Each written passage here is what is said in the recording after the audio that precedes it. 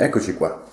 Allora, benvenuti a Trevignole e al Magnar Ben Spender Poc. Ancora vi parlo delle castagne finte, dei marroni finti. Perché vi parlo di marroni finti? Perché c'è sta vespa cinese che la fa fuori a tutti i castagneri e pian pianino parla del 15-20% di produzione che ha nel ballon su dritta. Allora, se vuole mangiare castagne lo stesso, bisogna fare le castagne finte. Un attimo che vi faccio vedere quanto costa. Ecco qua, guarda, 125 grammi di mandorle, che quelle non legate alla vespa cinese, poi 70 grammi di zucchero e un po' di limone e nof, il rosso di nof. Non è tanto, anche perché nel supermercato mi sa con 3-4 euro e poi le mangiare che fa bene.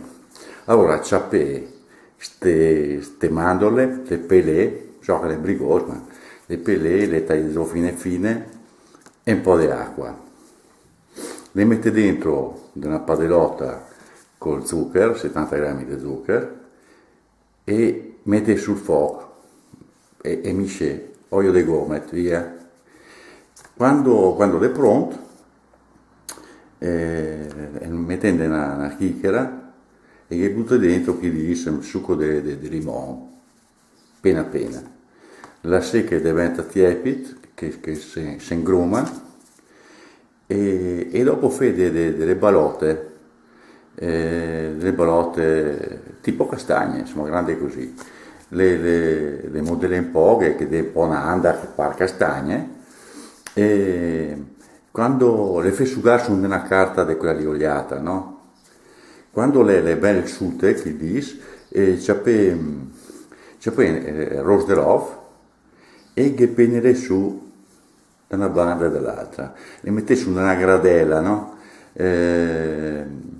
Le girelle penene con off da una banda e dall'altra e quando le sute, cioè c'è qua colore, magari insomma non stai far venire fuori i marroni, le castagne zade, insomma, insomma, guardate voi, se no par quasi crue, no? Allora, quando le sute, le mette dentro a temperatura bassa e le fai rostire come fosse castagne vere.